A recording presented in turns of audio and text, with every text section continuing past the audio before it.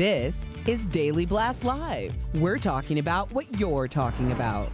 Real, honest, entertaining, live. DBL starts right now. 3, 2. So good to hear those numbers. Welcome to DBL. It's Monday, July 12th. I'm Tori, and I'm back here with Lindsay and Brandon. Good to see you both. I missed you guys. I hate to say that, especially for Brandon, but I did miss you. Why that? Why do we It was lead a off? week. It's too long. All right. I'm really happy to see Great you times, both. great Yes? time. Really. And I like how you have Crocs on right now, Lindsay. You know, as a pregnant woman that's 8 months in, it's hard to walk in heels. So please don't shame my Crocs. Okay. We're back. Let the Crocs live, we all agree. All right, let's get to this. There's a controversial new COVID ad out that has people talking today. It features this. It's an actor struggling to breathe in a hospital bed. But it's got a lot of people upset because some say it's a little too graphic. So we are going to show this to you, but we do want to give you a warning. If you don't feel good about this, go ahead and walk out of the room for a little bit. Some may find this disturbing. Here's the question. Take a look.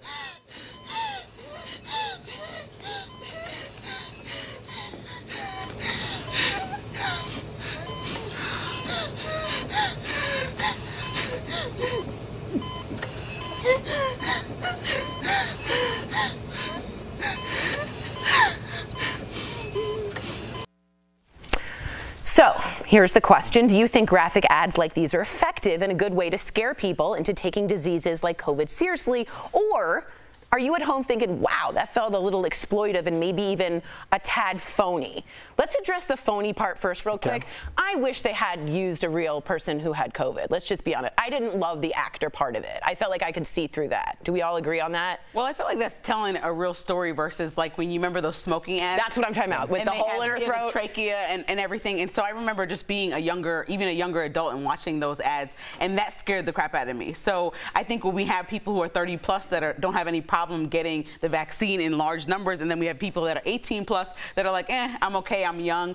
This to me would scare an 18-year-old. So I think it's very effective. Maybe not to tell the true story, because if we tell the true story and then show somebody who's an older generation and people don't relate to them, you might lose the audience. But if you show this dramatic acting, just like we did with maybe somebody with a real story with the trachea, but still, if we show this, I think that'll scare people into. But at the same time, our young people aren't stupid. Our young people can see right through this. I watch Good Morning America every morning. And when George and Michael Strahan and they do these interviews with people who have gone through COVID, they're using real people. They're talking to parents. They're talking to these nurses, and they're kind of giving you a glimpse of what the ICU really looks like. We're too smart for that. These kids are too smart for that. So I think if we're doing something like this, you have to be real and transparent with it, because right now there's so much vitriol going on right now when it comes to COVID. I think when it comes to these kids and trying to get them vaccinated, you have to be 100 when it comes to this. So I hate saying this, but I agree with Brandon, which is insane. What is this? What is this bash on Brandon? But I will say this. What 18-year-olds are watching Good Morning America or any of the morning shows that do those type of interviews? I think then what I would have loved to see is a real person with COVID around that age do an Instagram or digital or social media ad, because that's speaking their language, right? Do I think it's effective? The smoking out of the hole, we all remember that. Truth.com has lowered smoking by an enormous amount. I think you have to face it head on and not, they'll smell the BS. Because we talk about negative versus positive reinforcement. Remember in West Virginia, they're talking about, we'll give out guns and beer if you get vaccinated. Which one is going to make you get vaccinated more? If someone's saying we're going to give you guns and beer, or you see someone actually going through that and struggling to breathe and fight for their life? The guns and beer wouldn't have done it for me. So okay, thank you.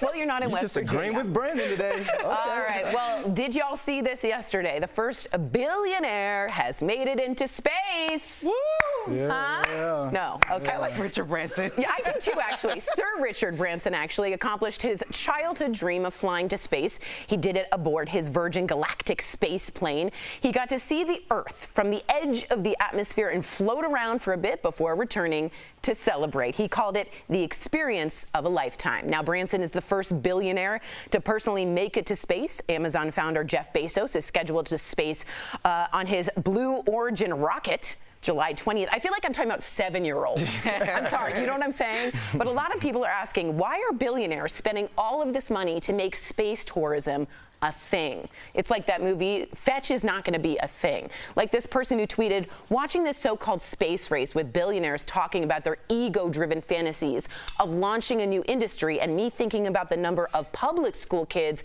without modern science labs. I will put myself out there and just say, cut a check instead. Cut a check for us on Earth. You don't think I'm so sick of these people going to space. Stay there. What are they supposed to do? Stay there. What are you supposed to do? You don't pay taxes. What are you doing on Earth? It's a billionaires boys club. It's about who has the biggest yacht, who can acquire what type of wealth. And when we're talking about this, Elon Musk already sent a Tesla to space. I don't care. But Victoria, what do you want them to do? I want them to cut a check for people so there's no childhood hunger. They could do it in a day. They could do it in a day. But we're always talking about billionaires and like how they should spend their money, and I'm totally against that. Like, why are you telling somebody how to spend their money that they made? Also, this man has done given money towards AIDS research. He's given money towards reinforcing rainforests. Like, so there's so many charities. Everybody does this, from celebrities like Jay-Z and Beyonce on, like, oh, do this with your money. They are doing that. If you do the research, they're doing a lot of that with their money, and they're deciding that space is important to them too. And space is important to us as Americans as well, with people going to explore it and telling us. And so it's really in our history. It's not something so random that's like obsolete. It's true. So I think that's fair. especially as somebody who loves history. And exploration. Yeah. I understand. I guess what I'm mad mostly, and I think a lot of you will agree, is the lack of taxes that Jeff Bezos has paid. Now, I know he paid taxes this past year, but in the past 2 years before that, at one point he paid zero. I'm a tax-paying American. Cut a check. Cut a check. We went there with it. Sorry. You know, Sorry, cut a check. I also just don't want to sit up here and bash people that find ways to move their money You're around. right. That's not what like if that man figured out how to get around laws that we put in place, then that's what we put in place. And if you want to change the law, start there. Don't bash the person that's following the actual rules that we have on the book. Cut a check. I have no response, but cut a check. You're right. All right. Now, this was super scary. I don't know if y'all saw this. There was a very scary scene at a fairground in Michigan last week. The video went viral, and a quick warning again to our viewers, it may be disturbing to some. This is the Magic Carpet Carnival ride. It was out of control, as you can see here. It was sort of rocking back and forth, but the whole thing looked, to be honest, like it was about to topple over. But the good thing is that people realized that, rushed over, and tried to weigh it down. There's a video we have of that. Here we see people seeing it. It was tipping backwards, so they were trying to run over, and as you see here, come and tip. No one was injured, but it took a couple minutes to get the ride to stop and get everyone off, which is terrifying. There's now an investigation to find out what the malfunction was. As it sped up, you guys, later in the video, the thing would tip at the bottom. So everyone was holding it as they're going up. It was awful. Sorry for that. And it's one of these things where it's like, do you run to the roar? And I think a lot of us, we're not even going to think about it. We're going to go, you see another human life in danger, we're going to run to that. But on the way here from Germany, on the flight here from Germany, I was watching the movie Unstoppable with Denzel Washington. And all it takes is one human malfunction, and it just puts everyone else's lives at risk. And it's I would run to the roar. I know you would too, Linz. With her Crocs on. With her Crocs on. My dad and I talked about you yesterday, about how you said that you would run to the front of the plane when that guy was trying to open the door. But like, my dad and I agreed that you would be in the way. You have to you have to let somebody who's strong, and you're not doing anything to that ride. And as much as I appreciate, like, if this moment right now, pregnant, what am I doing on that ride? I would have raised energy. I would have raised the energy. I would just rather you be the morale cheerleader. That's all I would. You got this, strong guys. All right. Well, before we get to break, we got one more viral video. This is out of Europe, where you were, Brandon. A quick warning, some may find this video disturbing. A bouncy house got caught in a gust of wind. The whole thing lifted off the ground, reaching nearly 30 feet in the air. My Lord, the kids and adults on it were flung off. 7 people were reportedly taken to a local hospital and treated for minor injuries. But everyone's going to be okay. Can we, like, get some sandbags or something to land the things? Sandbags. You know, like, that's...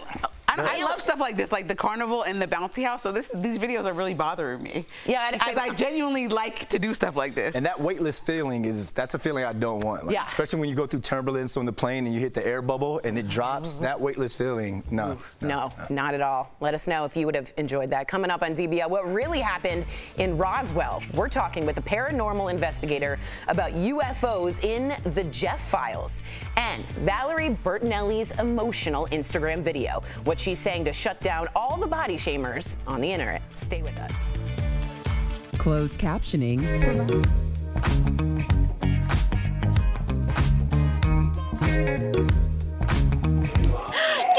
Nation, we're back! Hi everyone, I'm Kelly Schubert with the DBL Digital team. I am so happy that we are all back to studio. It's been a year and a half almost. Let's go talk to the hosts and see what they're doing. I was gonna ask what y'all did for the break, but what have you been doing for the last year and a half? Yeah, we haven't seen you since last March. Well, I got knocked up, so that's 8 months out of it. You said I got knocked up? That's exactly what happened. Exactly what happened. I love it. Oh my God, this is my first time seeing Lindsay, so I'm like, oh my I know, God, it's you like look beautiful. She's people who glowing. haven't seen me are like, oh my God. You're literally pregnant, glowing. It's amazing. You're pregnant. You are pregnant. Tori, you did a lot, but the most recent, she went on a night. She saw her family. You saw your mom for the first time. Tell us, how did it go see your mama? In almost 2 years. It was like really surreal, and I'll be honest, like we had to kind of find each other again. Yeah. Like the rhythm of like Being with your mama, yeah. Yeah, it was like so it was great, and then we got to chill, and it was lovely, and then I went to the Cape to see my in-laws, and I was like just in heaven, and it was just like salty air, sand dunes, beachy lobster waves rolls. in your head. Yeah, it was really fun. I noticed you always say like, I haven't seen my mom. Is it because you talk to your dad more often? I actually do tend to talk to my dad. My mom has had a couple mini strokes. Yeah. She's not great on the phone, and she has headphones, hearing aids that are Bluetooth. So she goes, "Hello," and all of a sudden she's like, "Tori's in my hand." Aw, Judy. So yeah, it's been interesting. But how was everybody else's break? How was your fourth? How was your Yeah, great. Let us know. Brandon, you went on a big trip too. Thank you guys for allowing me to come into the conversation. I'm just sitting over Sorry, here. Brandon. She went straight to y'all. Brandon went to Germany though. He was about to shut us all down. I went to Amsterdam. I went to Paris. I went to Marseille, and then I went to Munich, Germany. I run American football camps over there. We had 3 great camps. It was just a blessing. My soul is alive. So welcome back, DBL Nation. Brandon, you have jet lag? Nope. No, yeah.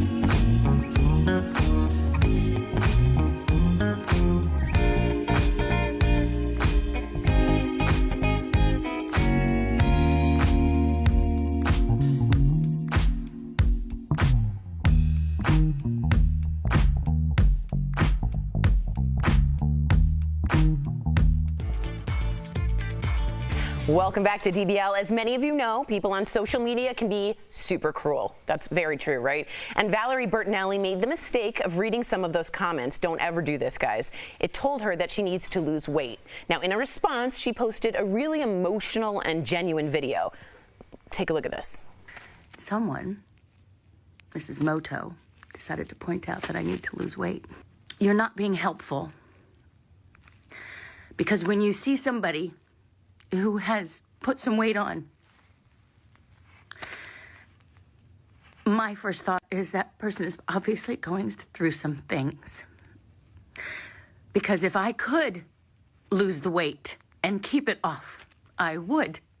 But since I haven't been successful with that my whole entire life, at 61, I'm still dealing with it. You think I'm not tired of it, lady? That was very real. A lot of people online actually, though, were calling Valerie out for helping to create that body shaming culture in the first place. Like this person who tweeted, "Sorry, Valerie, you spent decades telling the rest of us to get thin, shilled weight loss shakes, potions, and snake oil, and now want to be a body shaming warrior? You don't get to be a victim when you helped create the problem." Valerie actually responded tweeting, "Yes, I spent 6 years shilling for Jenny Craig. I've been buying into the diet industry my whole life, and then I became part of the problem. So here I am today, receiving the karma of my actions."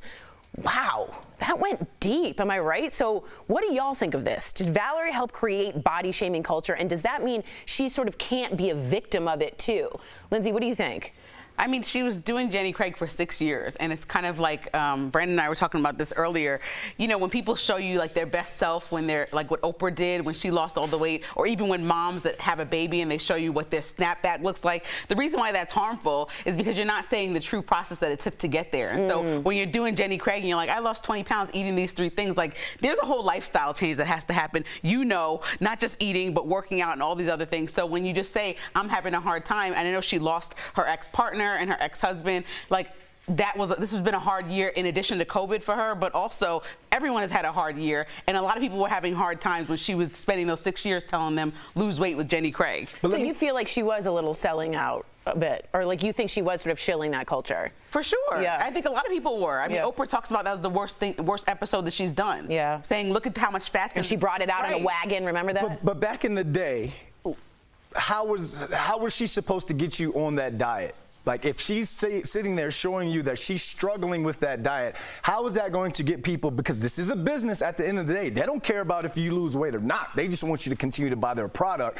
How is she supposed to do that? And back when the times were, because I'm having a hard time understanding this right now. Well, I just think you're right. The climate's changed, right? Like, it used to be like diet, diet, diet, diet, diet. Look how thin, thin, thin. And now it's like body positivity. I'm wearing Spanx. I'm going to show you what I'm really like. I'm wearing Spanx just so everybody knows. But that's what it's like. I think the climate itself has changed, and she's trying to adapt to it.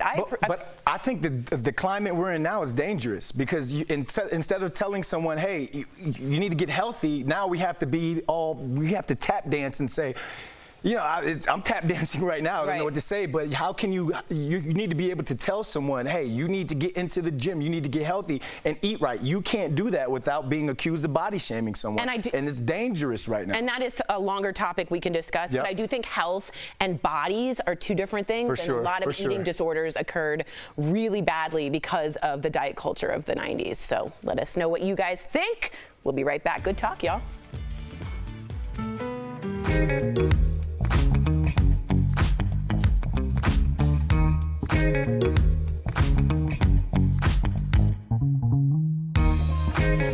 Israel had an early and aggressive COVID vaccination campaign with the majority of the country now protected. And that is giving us a good idea of how well the vaccine works against the Delta variant. Let's connect the dots. Israel had used the Pfizer vaccine in their widespread COVID vaccination campaign, and like a lot of other countries, the Delta variant is now spreading there. The Israeli government says their analysis of the data shows the Pfizer vaccine is now 64% effective as the Delta variant takes over.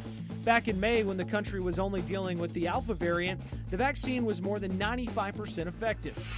But it's important to keep in mind that Israel says the Pfizer shot is 93% effective at preventing severe disease and hospitalizations. This is not a large drop from what was first reported back in May. The country is citing the effectiveness at preventing severe disease as it continues its push to get everyone vaccinated. Scientists do warn these numbers are not the final word. Israel has not released the underlying data, and measuring vaccine effectiveness in the real world is actually pretty hard. Researchers work in clinical trials to rule out other reasons why someone has been infected. In two other studies in Britain and Scotland, researchers found the Pfizer vaccine was 88% and 79% effective against the Delta variant. And that's connecting the dots.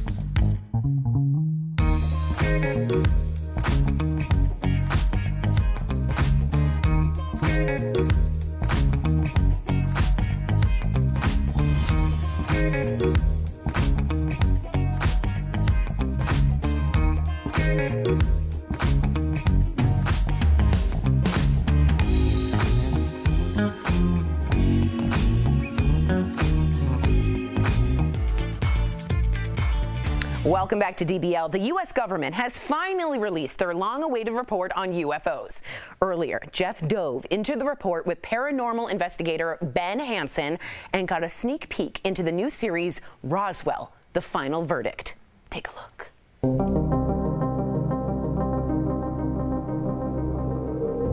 This is one of these moments where you can say that history pivots on a single incident. Roswell is the granddaddy of all UFO cases. We've been able to explain them as hoaxes. We are here with former federal special agent and paranormal investigator Ben Hansen. Ben, thank you so much for coming on DBL. Thanks, Jeff. All right, Ben, let's dive right into this report because this is a big deal because for decades, the government has denied the existence of UFOs, right? So what's your take from it all? This report is, I think, monumental. Like you said, they've denied, first of all, that they're interested in the subject, that they have agencies that do this. So they've admitted to that, and they've also admitted that it's a national security threat now. The scope of the report was not to say it was extraterrestrial, but they're basically eliminating the prime suspects. They're saying there's no evidence this is adversarial, our enemy's technology, no evidence that it's our secret, classified project. So they put it in what they call this other category, the catch-all, right? So it's up to us now to carry the ball forward and to get Congress to keep investigating and being transparent about it. Exactly, because the report revealed the government had no way of tracking these quote-unquote UFO sightings until the Navy started to back in 2019. Why do you think it took the government so long to start tracking this seriously, and how many sightings do you think went undocumented? I can't say that I believe that they weren't doing it until recently. I think they all had a way of doing it, but maybe it wasn't as systematically done as it is going to be done now. Project Blue Book, for example, the most important cases that they said affected national security never stopped at Blue Book. It went to a special part of the Air Force. And I have reason to believe that that was still going on for many years. It's going to be hard for them to finally say, okay, look, we need to share information. And then let's be more transparent with the public about what's happening. Couldn't agree more. But let's talk about the new Discovery Plus series, Roswell, The Final Verdict, that you were featured in. In the mind of the government, it's case closed. But when you've got a secret as big as Roswell, the secret doesn't stay a secret forever. Everyone wants to know what happened in Roswell. Everyone knows the Roswell theory, right? A rancher found the debris on his property in 1947. So what will people learn about Roswell that they don't already know? The series takes people through a timeline of very detailed events, which I think are important to know because people will be blown away to know that there were hundreds of witnesses who were the pilots who carried it to different Air Force bases, who actually handled and saw bodies that were not human. The other thing is we have this new technology we've applied to try and ascertain whether these people are telling the truth, because they're dead. Unfortunately, they passed on, but we still have a way to take their video, their audio testimony, and run it through the software, which is quite accurate. Otherwise, I wouldn't have been a part of the project. Yeah, Ben, you hit the nail on the head. We hear from people speaking out for the very first time about disturbing encounters like these alien encounters. I know it happened. I know it was real. The threats were real. That's a bombshell confession. What would be scarier for us? Finding out these are in fact alien aircraft, or finding out it's China or Russian aircraft and their technology is that much more advanced than ours? And that's an excellent point. And I think that if you were to ask a representative of Congress the same thing, that's why some of them who've been very reluctant to even talk about the subject, that's the impetus, right? Because they can't say that it's not important. What they've established now is that the phenomenon is real. This is actually the second time the government has admitted that. But now you have to say it is going on. These are tangible things that are flying in our skies and, you know, violating our airspace, shutting down our nukes. This is real. We could have another Roswell tomorrow. This is the great secret they don't want us to know. And now we know. Ben, unfortunately, we're out of time. I could talk to you all day, but everyone else, you can watch Roswell, The Final Verdict. I know I'll be watching exclusively on Discovery Plus. Ben, thank you so much. Thanks for having me. Promotional consideration.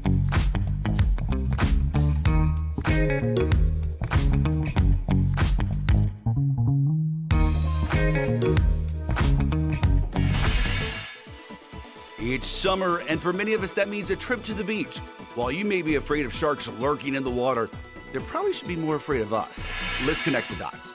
Sharks may be the top predators in the ocean, but their population is plummeting. A study from journal Nature found the number of sharks and rays has plunged 70% since 1970. So why are so many sharks disappearing? The short answer is overfishing.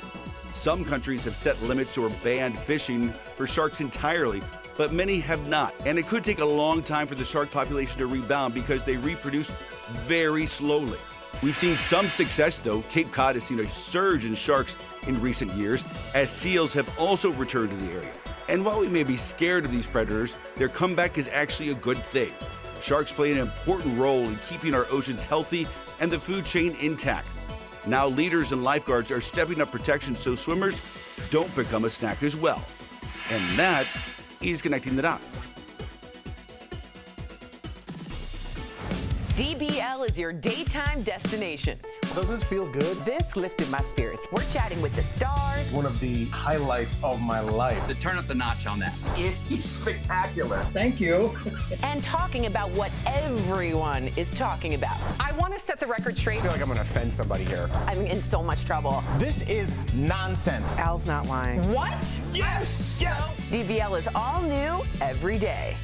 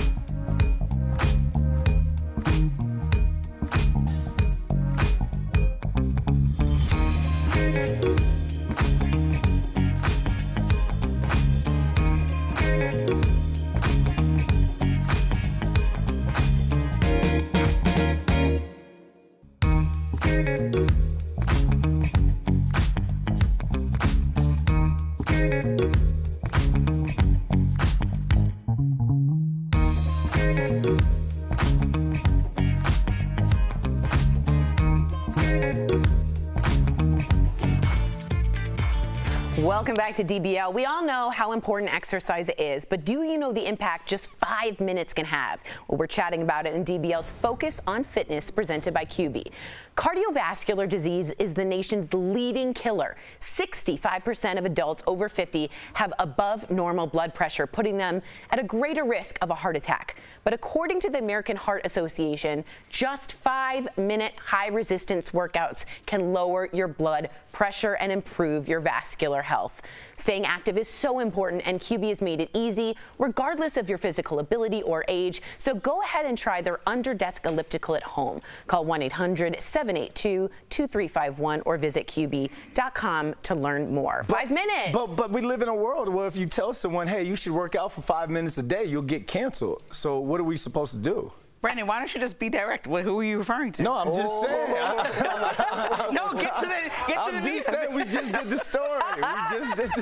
We're back, baby. DBL's new every day. We'll see you same time, same place tomorrow. Bye, guys.